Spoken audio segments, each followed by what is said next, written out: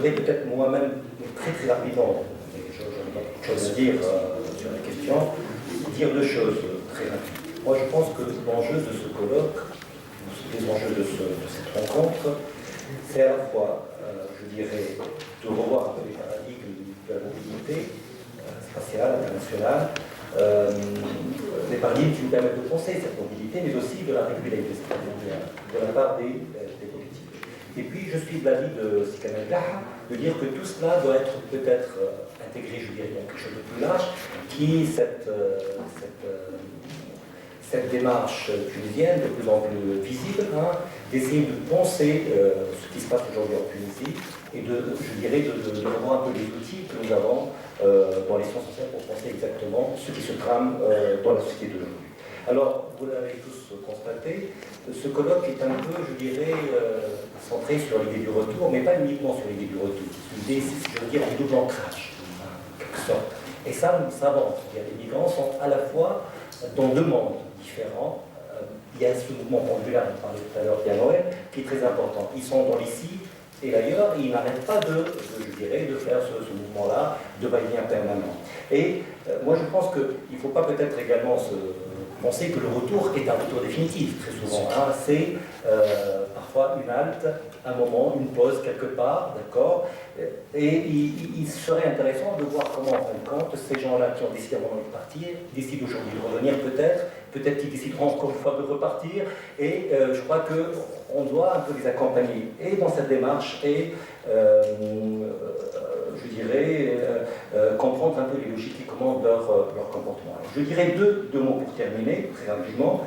Moi, je pense que nous avons une belle séance qui s'annonce ce matin, dans laquelle nous aurons droit à un croisement des regards. C'est très important parce que nous avons Jean-Pierre qui, malgré tout, pense à les choses un peu, même s'il a beaucoup d'empathie, je dirais, du côté un peu de la rive nord, quelque part, Ersan qui exactement pensera les choses un peu plus, je dirais, de ce côté-là de la rive méditerranéenne.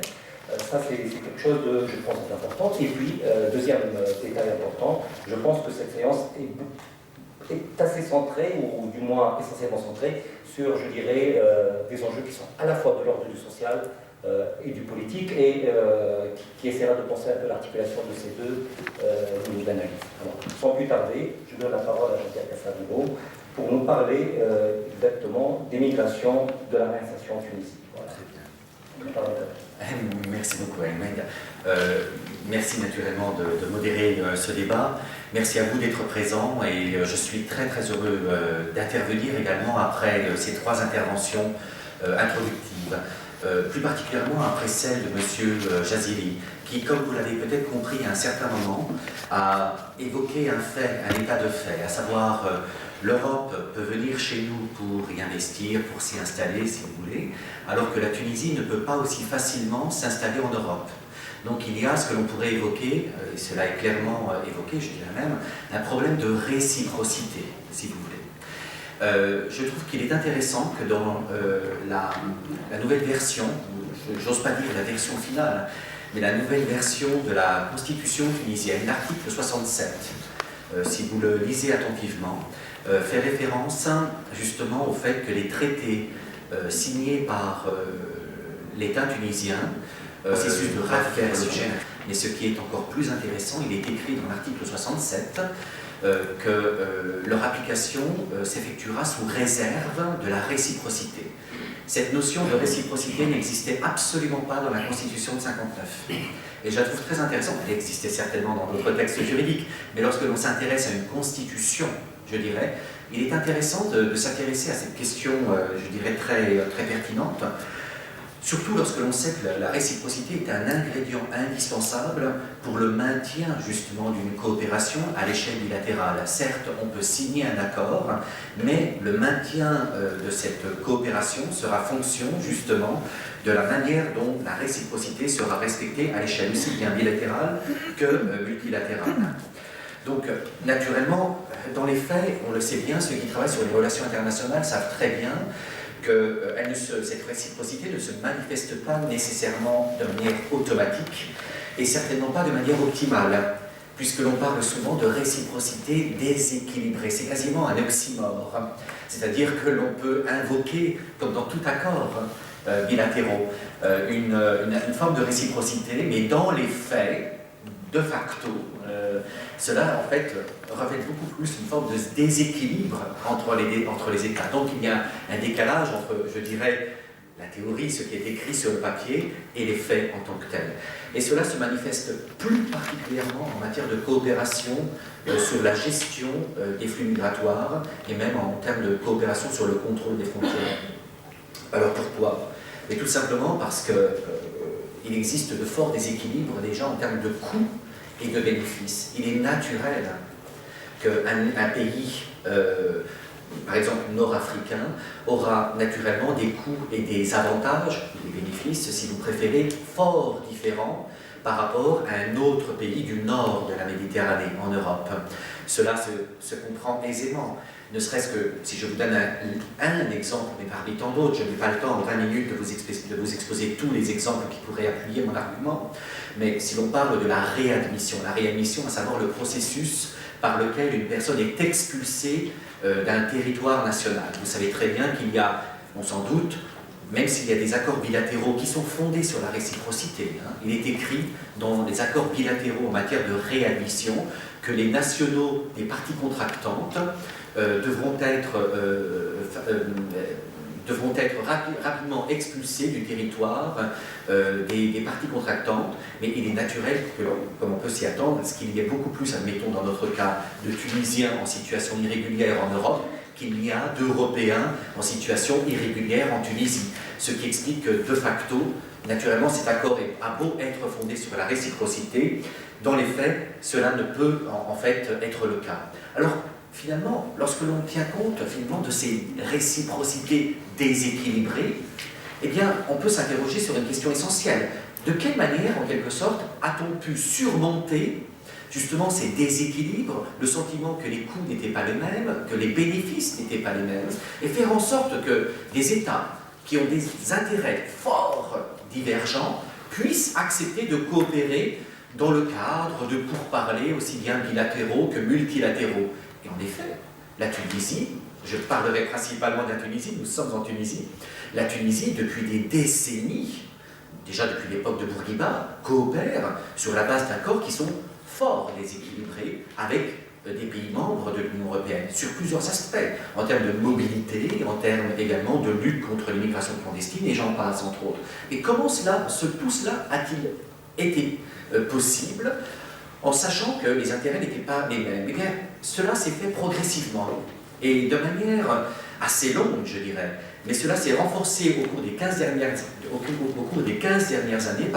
De quelle manière? Eh bien, les États, qu'ils soient d'origine, de transit ou de destination, d'accueil, se sont rassemblés au cours des 15 dernières années, afin, en quelque sorte, d'édifier, si vous voulez, des principes fondateurs, des valeurs, on va dire, qui permettaient de cimenter différents acteurs étatiques en dépit de leurs divergences évidentes, en dépit des déséquilibres. Tout cela s'est traduit par une forme de consensus qui a été fortement consolidé au cours des quelques dernières années, qui s'appelle en fait l'Agenda international pour la gestion des migrations, qui a été, je dirais, institué à Berne, en Suisse, à partir de 2001.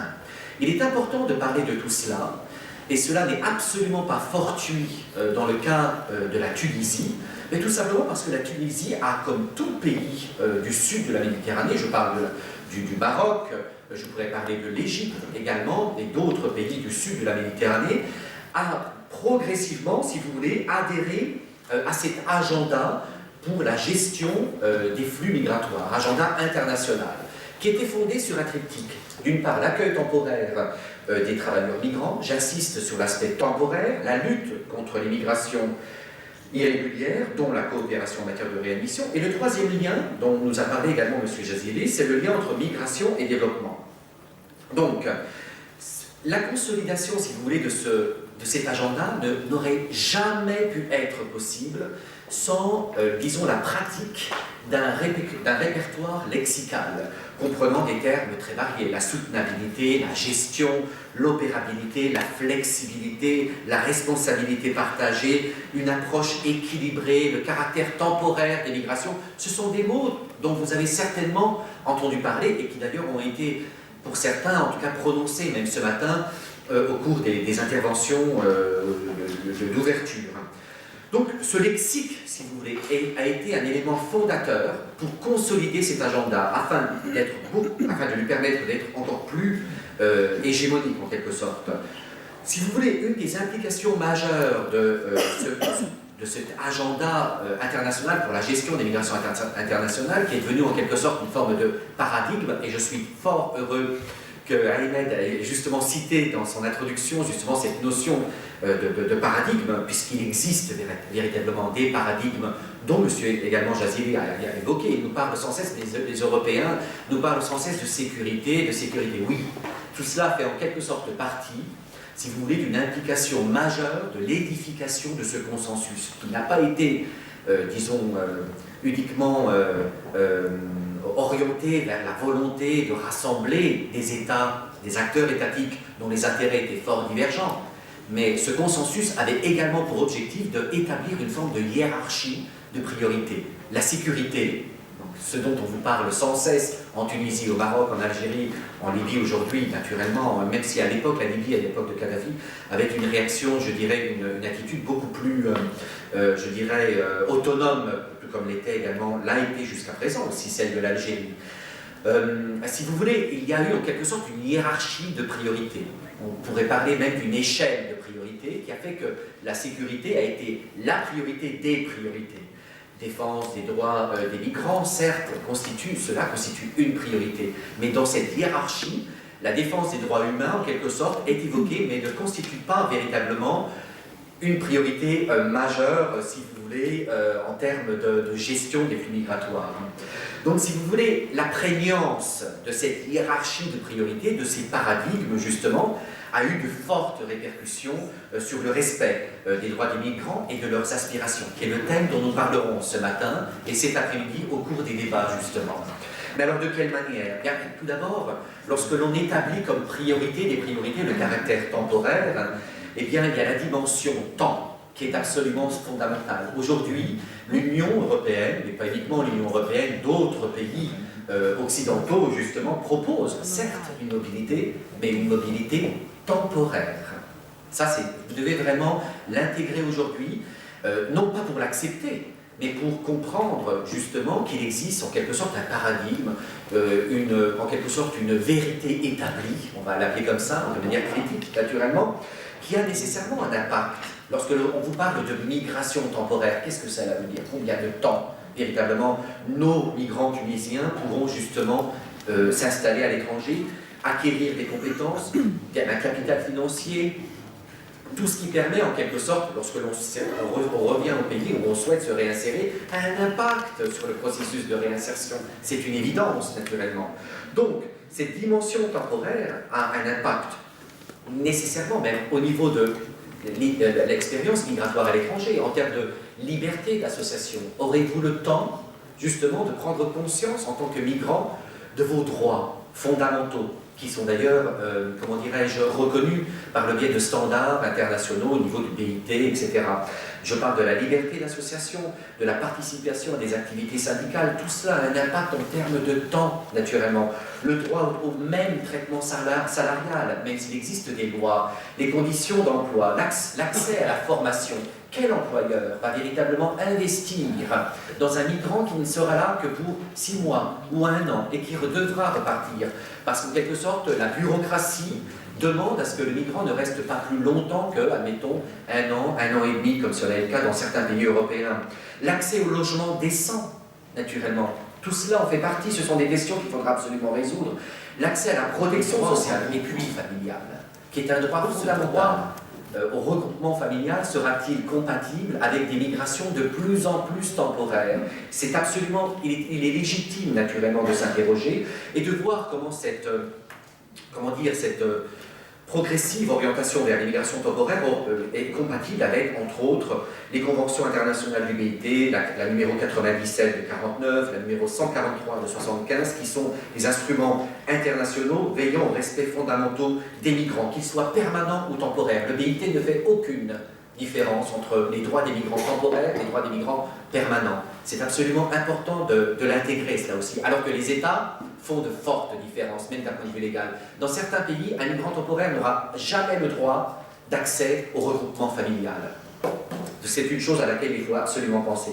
Un autre élément que j'ai évoqué tout à l'heure, il me reste 8 minutes pour le faire, et c'est le thème central de notre intervention, de notre colloque aujourd'hui, c'est naturellement la question, disons,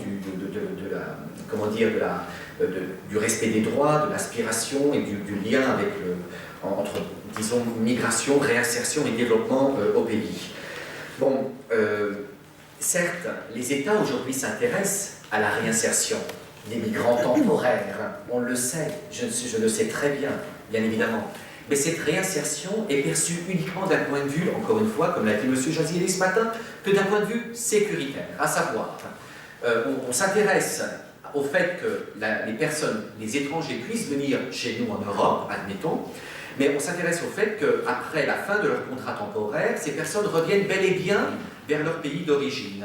Et la question plutôt du retour imposé, je suis très critique par rapport aux notions, justement, qui ont été évoquées ce matin, par rapport aux notions de retour volontaire. Je crois qu'il y a, bon, en tant que chercheur, j'ai le devoir de mettre l'accent sur le fait que la notion de retour volontaire a été fortement critiquée, pas uniquement par les chercheurs, mais également par le Conseil de l'Europe à Strasbourg.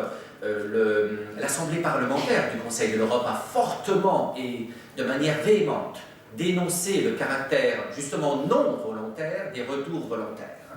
C'est-à-dire que les personnes sont acculées à, en fait, partir. Et c'est ça qui est important. La notion de retour volontaire est selon moi fortement insidieuse. Donc il est de mon devoir, en quelque sorte, ayant travaillé depuis plusieurs années sur ces questions-là, ayant interviewé des personnes ayant fait l'objet d'un retour volontaire, pas uniquement en Tunisie, mais dans d'autres pays. Nous travaillons également sur l'Arménie, par exemple, où il était démontré que ce sont des personnes qui ont été fortement acculées, justement, à rentrer au pays. La question de la réinsertion est évoquée sur le papier. Dans les faits, il s'agit simplement disons, de quelques mesures, je dirais, cosmétiques. C'est du harcèlement. Parfois même, c'est du harcèlement. Oui, ils sont acculés, en quelque sorte, c'est ça. Ils sont véritables. Mais si vous voulez, en général, il existe très peu de pays occidentaux qui ont véritablement un respect fondamental et scrupuleux de l'aspiration individuelle, justement du choix de la personne en tant que telle. Tout cela est masqué derrière, je dirais, une typologie qui s'appelle retour volontaire, que l'on oppose au retour forcé, qui, selon moi, est une construction politique. Le retour forcé, ça veut dire expulsion, si vous voulez, tout simplement. Le terme retour a été fortement abusé au cours des, je dirais, 15 dernières années pour des visées purement politiques. Donc, si vous voulez, tout cela a un impact non seulement sur la vision de ce qu'est de la migration temporaire, qui est une réalité, on le sait très bien, mais il existe également la possibilité de migrer de manière permanente, on a également des réalités historiques par rapport à cela, et également en termes de réinsertion. Toutes ces notions ont été fortement, je dirais, galvaudées par, si vous voulez, des visées politiques à très court terme. Ce qui explique en fait que la dimension retour et réinsertion est fortement absente. Et le fait qu'il y ait autant d'accent mis à l'échelle bilatérale et entre les États, entre une précondition, on vous a parlé d'un partenariat pour la mobilité. Le Maroc est actuellement fortement critique vis-à-vis du partenariat pour la mobilité qui a été présenté comme en Tunisie en octobre 2011, afin de, en quelque sorte, je dirais, convaincre, et ça je pense que je ne vais pas insister là-dessus parce que je sais que Hassan, en fait, tu vas en parler, n'est-ce pas, de ce partenariat, je crois. Je préfère te laisser la parole, mais si vous voulez, je préfère juste insister sur le fait qu'il y a, en dépit des pressions que nous a évoquées M. Jaziri ce matin, il y a malgré un éveil qui, selon moi, est encore une fois très fort, grâce justement à une interaction nouvelle qui n'existait pas avant 2011, à savoir une interaction difficile, désordonnée certes, mais une interaction quand même entre les acteurs de la société civile en Tunisie. Ils sont divers, ils se contredisent, il y a beaucoup même je dirais, peut-être même un peu de disputes, je dirais, de points de vue différents, mais tout cela est stimulant, parce qu'il existe en fait pour la première fois une véritable controverse. Et cette controverse est essentielle. On n'est pas d'accord, ce n'est pas grave. Discutons-en, parlons-en, justement de manière à grandir avec une prise de conscience fortement tunisienne. Et je pense que justement cet effort est essentiel pour que l'on puisse pour la première fois s'orienter vers une véritable politique migratoire souveraine tunisienne. C'est ce qui manque, justement, cela a été dit par le secrétaire d'État, et c'est une vérité. La Tunisie, malheureusement, ni à l'époque de Bourguiba, ni à l'époque de Ben Ali, a véritablement, pour des raisons stratégiques, géopolitiques, de tout ordre, si vous voulez, n'a pas encore véritablement établi ses propres principes et ses propres priorités, afin de tendre justement vers une vision souveraine et tunisienne, je dirais, qui s'opposerait justement au paradigme de plus en plus fort qui s'établit. Voilà, j'aimerais finir sur cette note dont on pourra même parler au cours des débats. J'ai tenu le coup au bout des 20 minutes. Voilà. Merci, vraiment. Merci.